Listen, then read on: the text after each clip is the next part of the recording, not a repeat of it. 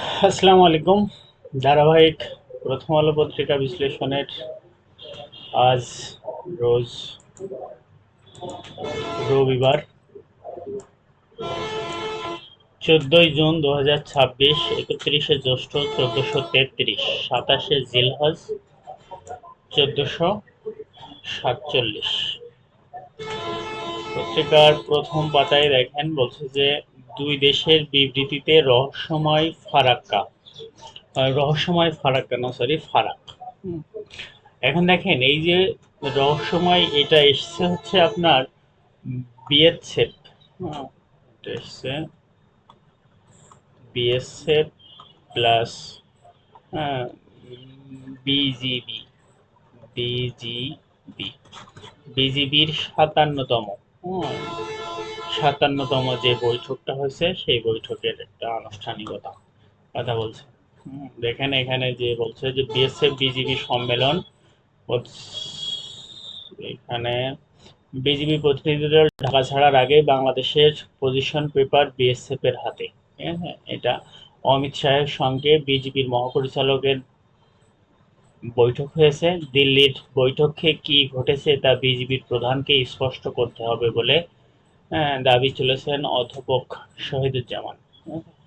বৈঠক নিয়ে তোলার প্রশ্ন তথ্যগত সঠিক নয়। এটা বিজিবি মহাপরিচালকের নাম হচ্ছে মেজর জেনারেল মোহাম্মদ আশরাফুদ্দিন সিদ্দিক। ঠিক আছে। বিজিবি মহাপরিচালকের নাম হচ্ছে মেজর জেনারেল আশরাফুদ্দিন সিদ্দিক। আশরাফ উদ্দিন সিদ্দিক সিদ্দিক আমরা যদি আর একটু দেখি নিচেই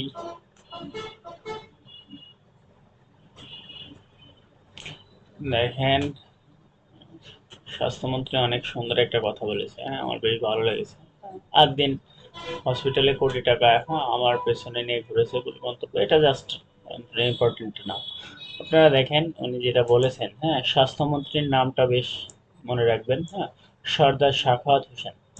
স্বাস্থ্য ও পরিবার কল্যাণ মন্ত্রী সর্দার সাখাওয়াত হোসেন বলেছেন পাইলটিং স্কিম মানে কোনো একটা প্রকল্প করার আগে সেটার একটা ডেমো চালানো হয়। যে প্রজেক্টটা কেমন হবে সেটারে পাইলটিং বলে। ঠিক আছে। পাইলটিং এর মাধ্যমে রোগীদের দোরগোড়ায় গিয়ে সেবা দেওয়া হবে, অর্থাৎ রোগীদের স্থানে যে সেবা দেবে, মানে রোগী যদি বাড়িতে থাকে বাড়িতে যে সেবা দেওয়ার একটা প্রক্রিয়া চলছে। প্রতিটি ঘরে আমাদের লোক যাবে, তারা গিয়ে প্রাথমিক সেবা দেওয়ার পর যদি মনে করেন হাসপাতালে নিতে হবে তবেই একজন রোগীকে হাসপাতালে এসে চিকিৎসা নিতে হবে। এভাবে দেশব্যাপী সবার চিকিৎসা ব্যবস্থাকে সহজ করার পরিকল্পনা করছেন তিনারা। বাহ, সুন্দর একটা কথা।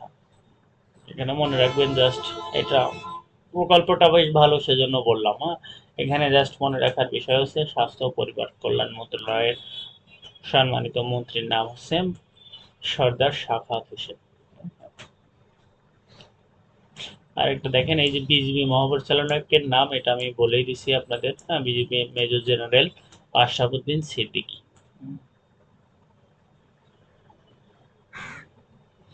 আমরা এই পেজে কোনো কিছুই নেই তেমন কিছু। আমরা দেখতে পাচ্ছি ফরিদা আক্তার, তাই না, সাবেক প্রাণী সম্পদ উপদেষ্টা ইন্টারিম গভর্নমেন্টের। তিনি দেখেন তিনি বাজেট সম্পর্কে, দেশের 55তম বাজেট, তাই না, দেশের 55তম বাজেট আমির খসরু মাননীয় অর্থ পরিকল্পনা মন্ত্রী উপস্থাপন করেছেন। সেই অর্থ নিয়ে বলেছে, দেখেন বলেছে বিএনপি সরকার 26-27 অর্থ বছরের জন্য 9,38,000 কোটি টাকার একটি বাজেট জাতীয় সংসদে উপস্থাপন করেছে। এটা বিশাল বাজেট, অনেক খাতে বরাদ্দ বৃদ্ধি পেয়েছে। আমি কৃষি খাতের বরাদ্দ কত হয়েছে দেখার জন্য বাজেট খুঁজেছি। বিস্ময়কর বিষয় হলো কৃষি খাতের বরাদ্দের বিষয়টি পত্রিকার এত গৌণভাবে এসেছে যে চার্ট দিয়ে খুঁজেও বিশেষ কিছু পাওয়া যাচ্ছে না। বাজেটে বরাদ্দ অবশ্য এসেছে। কৃষি, খাদ্য ও মৎস্য প্রাণী সম্পদ মন্ত্রণালয়ে মোট 43,500 35 কোটি টাকা বরাদ্দ হয়েছে, যা মোট জিডিপির জিডিপির মোট জিডিপির কত শতাংশ? এটা ইম্পর্টেন্ট।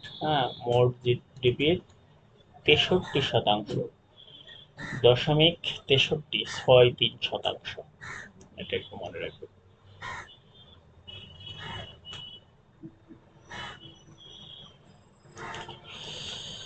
এই পেজে তেমন কিছুই নেই, আমরা আজকে তেমন একটা, দেখেন এখানে বলছে যে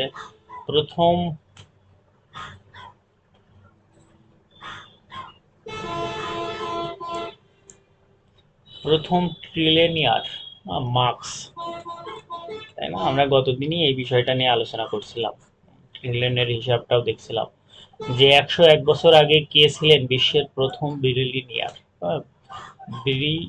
ব্রিলিনিয়ার বিশ্বের প্রথম ট্রিলিয়নিয়ার হিসেবে ইতিহাস গড়লেন সবচেয়ে ধনী ব্যক্তি ইলন মাস্ক। রকেট, কৃত্রিম বুদ্ধিমত্তা সংস্থা স্পেস এক্স রেকর্ড সৃষ্টিকারী প্রাথমিক গণপ্রস্তাবের পর গত শুক্রবার প্রথম ট্রিলিয়নিয়ার বা লাখো কোটিপতির হওয়ার গৌরব অর্জন করেন তিনি। আইপিও, ঠিক আছে? প্রাথমিক গণপ্রস্তাবের দিন শেষে স্পারেক্সের বাজার মূল্য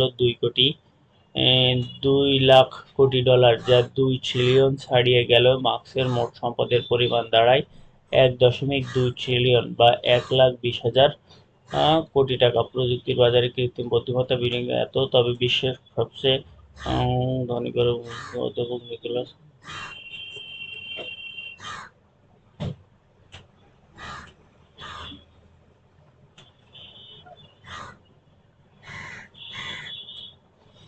তারপরে দেখেন এখানে আরেকটা আর্টিকেল আছে, এটা বলছে যে ইউক্রেন হামলার প্রভাব পড়েছে রুশ অর্থনীতিতেই। আমরা দেখলাম যে গতকালকেই 570 দিনের 570 দিনের একটা কর্মদিবস অতিবাহিত হয়েছে ইউক্রেন রাশিয়া যুদ্ধ, যা 2022 সালের 24শে ফেব্রুয়ারি থেকে চলমান অবস্থায় আছে।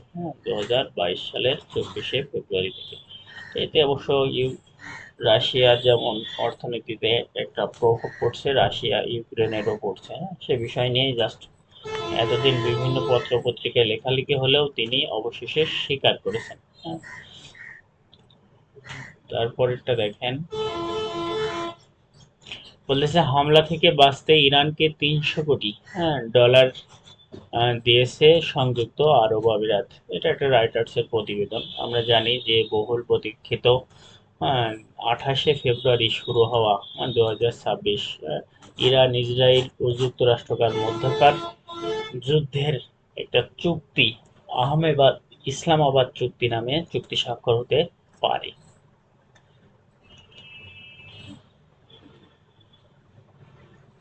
ফিফা, তাই না? ফিফা ওয়ার্ল্ড কাপ 2026, এটা 3টা দেশে হচ্ছে, আমরা জানি। আচ্ছা, ফিফা ওয়ার্ল্ড কাপ শুরু হয়েছিল কবে বলেন তো? 1930 সালে। এটা আস্তে আস্তে আমরা এক একটা ইনফরমেশন টানবো ইনশাল্লাহ। হ্যাঁ,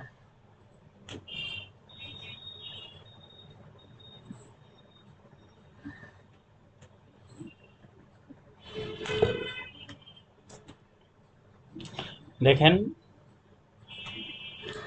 এই পেজে যেটা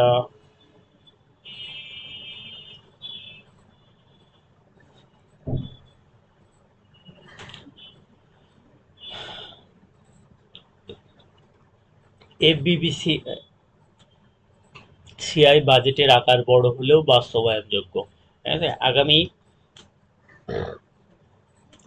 26 অর্থবছরে ঘোষিত 9,38,000 কোটি টাকার জাতীয় বাজেটকে বড় বলে হলেও বাস্তবায়নযোগ্য বলে অভিমত প্রকাশ করেছেন দেশের ব্যবসায়ীদের শীর্ষ সংগঠন the federation of the Bangladesh chamber of commerce and industry. তবে ইতিহাসে সর্ববৃহৎ এই বাজেট বাস্তবায়নের দূরদর্শিতা, দক্ষতা, স্বচ্ছতা নিশ্চিত করার উপর গুরুত্ব আরোপ করেছেন সংগঠনটি। গত শনিবার বাজেট পরবর্তী প্রতিক্রিয়ায় এই অভিমত ব্যক্ত করেন। ঠিক আছে? The federation of Bangladesh chambers and commerce and ইন্ডাস্ট্রির নীতি নির্ধারকরা।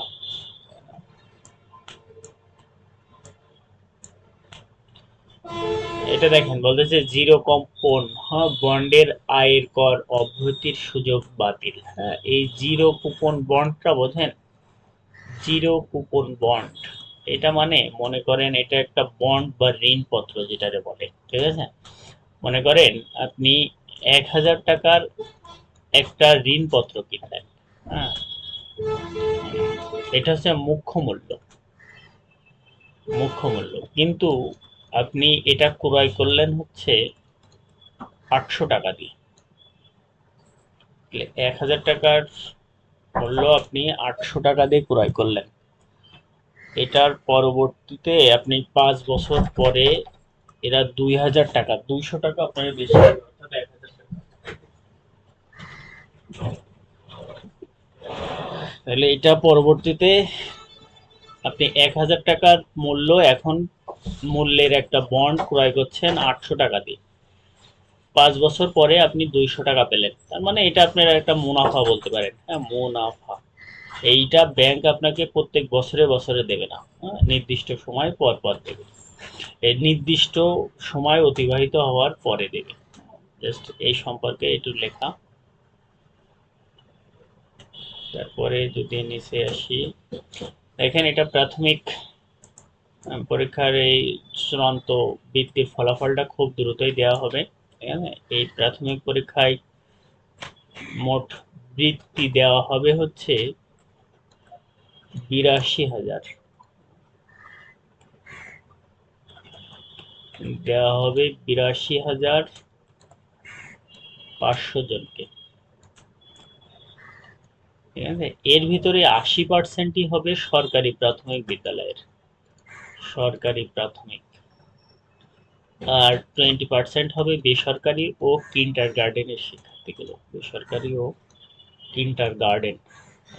এখানে দুইটা ক্যাটাগরিতে ভাগ করা হবে, একটা হবে আপনার ট্যালেন্ট ফুল আর একটা হবে আপনার সাধারণ গ্রেড, ঠিক আছে? ট্যালেন্ট ফুলে যারা স্কলারশিপ পাবে তাদের 300 থেকে 350 টাকা মাসিক হারে প্রণোদনা দেওয়া হবে, আর সাধারণ গ্রেডের জন্য 225 থেকে 250 টাকার একটা প্রণোদনা দেওয়া হবে। তা আমরা যদি আর একটু নিচে আসি,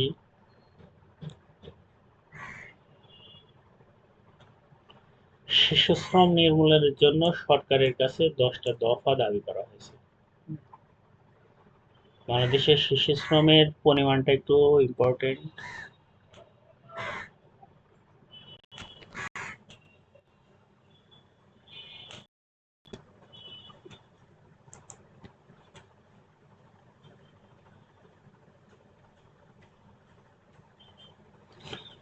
শিশু শ্রম বাংলাদেশের 2022-এর, হ্যাঁ, বিএসএসএস এর রিপোর্ট অনুযায়ী দেশের 35,40,000 শিশু এই শিশু শ্রমে নিয়োজিত, অর্থাৎ 35,40,000।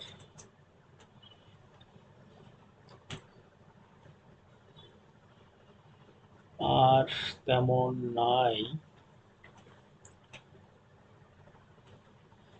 তো এই ছিল পত্রিকায়।